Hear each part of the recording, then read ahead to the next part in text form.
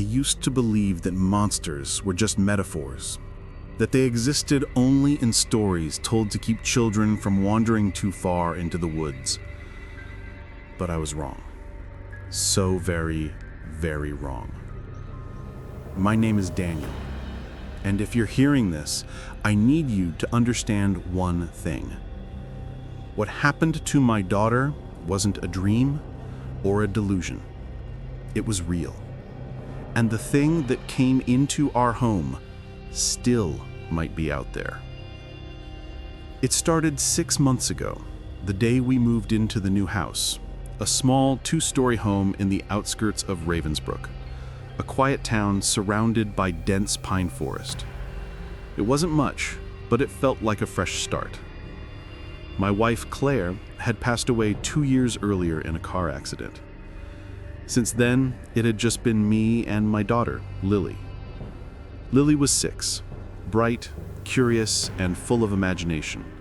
The kind of kid who drew entire worlds on scraps of paper and gave names to her stuffed animals. She'd been through a lot after her mother's death. Therapy helped a bit, so did time. So when she started talking to herself again in the new house, I thought nothing of it.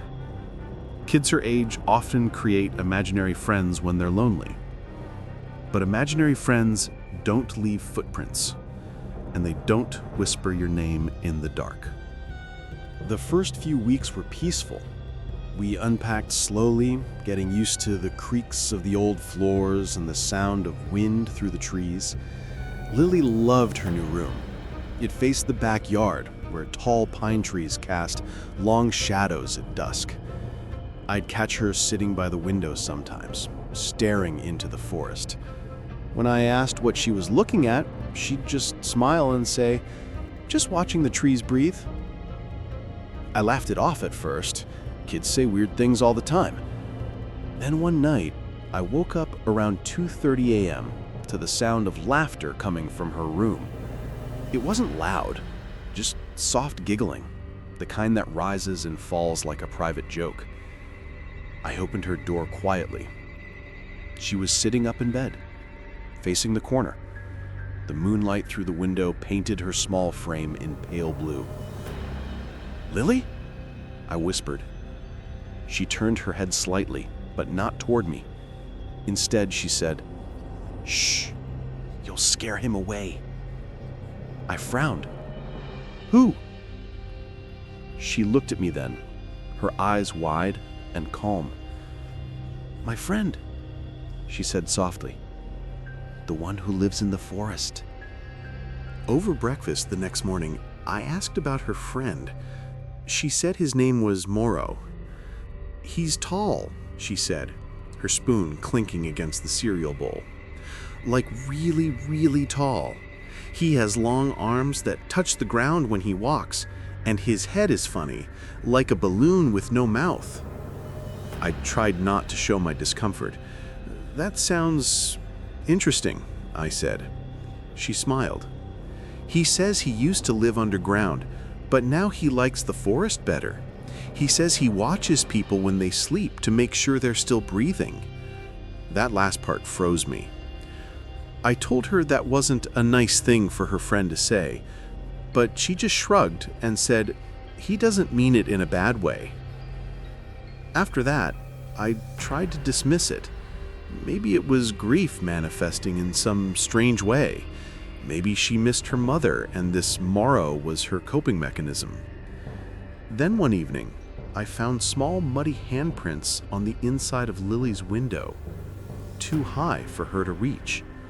And they weren't shaped like a child's hands. The fingers were too long. That night, I couldn't sleep. Every creak in the house set my nerves on edge. Around 3 a.m., I heard something. A faint, rhythmic tapping on the glass from Lily's room. Tap, tap, tap.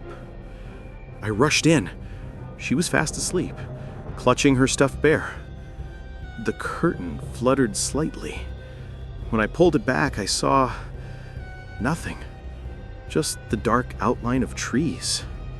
Still, The next morning there were smudges on the outside of the glass, the same long, spindly prints. I told myself it was probably raccoons, maybe branches, but deep down, something didn't feel right. Then Lily began saying strange things. She'd hum a melody I'd never heard before, low, mournful, almost like chanting. When I asked where she learned it, she'd say, "Moro taught me. He says it's the song from where he comes from." I work from home, doing freelance graphic design. One afternoon, I had a Zoom meeting with a client, and Lily was playing upstairs. Suddenly, I heard her talking. Full sentences, pauses, laughter, like she was in a real conversation. I muted my mic, crept upstairs, and stopped outside her room. Her voice was calm. Then, between her giggles, I heard another sound. It wasn't a voice exactly, more like distortion, a low, vibrating hum that made my teeth ache, almost like the air itself was speaking back. When I opened the door, the sound vanished. Lily blinked at me. "Daddy, you scared him again." That night, I set up my phone to record audio in her room. I told her it was just a lullaby app. At 2:37 a.m., the audio picked up movement, sheets rustling, small footsteps. Then came her voice. "Moro, you're not supposed to be in here." A pause, then a deep, resonant vibration like a word too low for human hearing. The phone stopped recording right after that. When I checked it in the morning, the file was corrupted. I decided to install a motion light in the backyard. If something was coming from the woods, I wanted to see it. For a week, nothing happened. Then one night the light flicked on. I looked out the window, and there, by the edge of the tree line, something moved. It was tall, thin. Its arms hung too low, swaying slightly as it turned its head toward the light.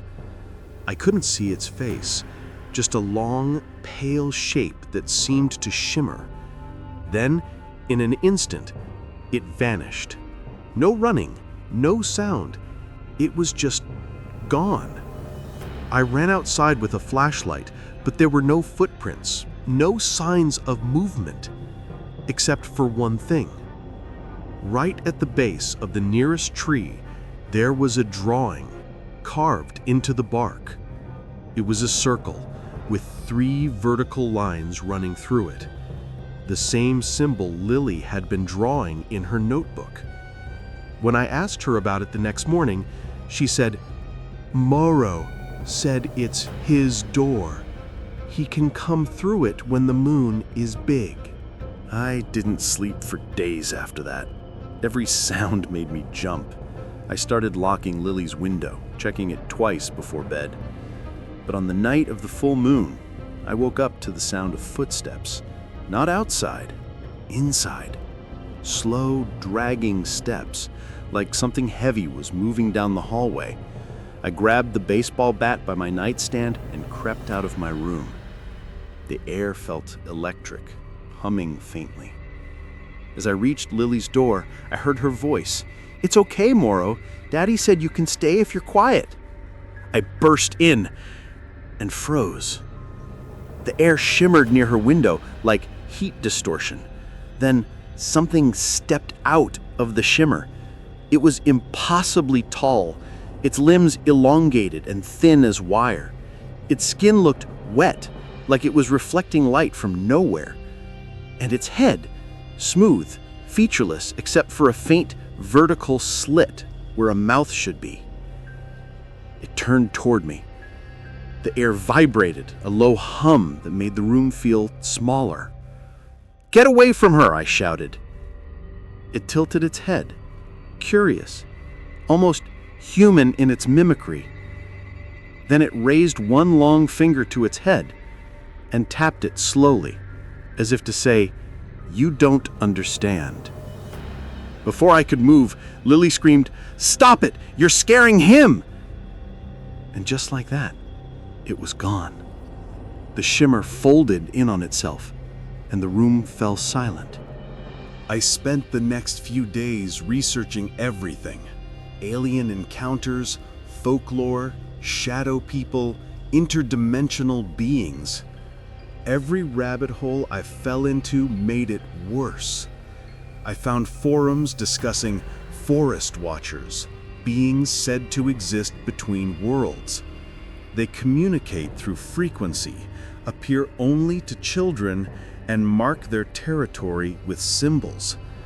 I thought it was all nonsense until I found one image buried deep in an archived post. The circle with 3 vertical lines. The caption read, "Gateway sigil, used by entities that feed on resonance." Resonance. The hum. The song Lily had been humming. 2 weeks later, I came home from the grocery store to find the house silent. Lily's drawings were scattered across the living room floor, all of them depicting the same figure, Morrow. Each drawing showed him closer. In the last one, he was standing right behind her. Her bedroom window was wide open. A cold breeze swept in, carrying the faint echo of that hum. I screamed her name. I ran into the forest, shouting, crying, searching until my throat burned. Nothing. Then, from somewhere deep among the trees, I heard her voice, faint, distant. "Daddy?" I ran toward it, tripping over roots, branches clawing at my clothes. But every time I got close, the voice moved further away. Finally, I stumbled into a small clearing, and there, carved into the earth, was the same sigil, still warm to the touch. Lily was gone for 3 days. No police, no search dogs, no one could find her. Then, on the morning of the 4th day, I found her, standing in the kitchen. Barefoot, dirt smeared across her face, eyes vacant. She looked up at me and said, "Morrow says you shouldn't have followed." Her voice sounded distant, hollow, like something else was speaking through her. I hugged her tightly, sobbing, but she didn't hug back. She just stared at the wall and whispered, "He's not done yet." Since she returned, things have been wrong. The lights flicker at random, mirrors distort, and sometimes, in the reflection, I see him, standing behind her, motionless. I tried moving again, but the same strange markings appeared on our new house, carved into the window frames. It didn't matter where we went, he followed. Then, last night, Lily woke me up. She was standing in my doorway, holding her bear. "Daddy," she whispered, "he wants to show you where he lives." Before I could respond, the air around her began to hum. The walls bent, warping like liquid. And behind her, I saw it again, the shimmer, opening like a wound in the air. I screamed, ran forward, grabbed her, but her body felt weightless. She looked up at me with tears in her eyes and said, "It's okay. He says you can come too." The hum grew louder, deafening. The world folded inward, the air thick like water. And then I woke up this morning on the floor of Lily's room. The window was open. The forest outside was silent. No wind, no birds, nothing. She was gone again.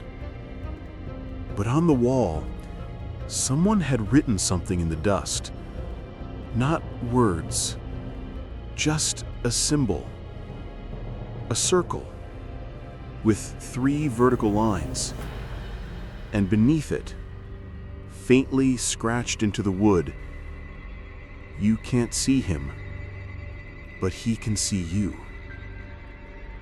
If you ever hear the hum, don't look toward it. Don't try to find where it's coming from. Because once he knows you're listening, he'll come for you too.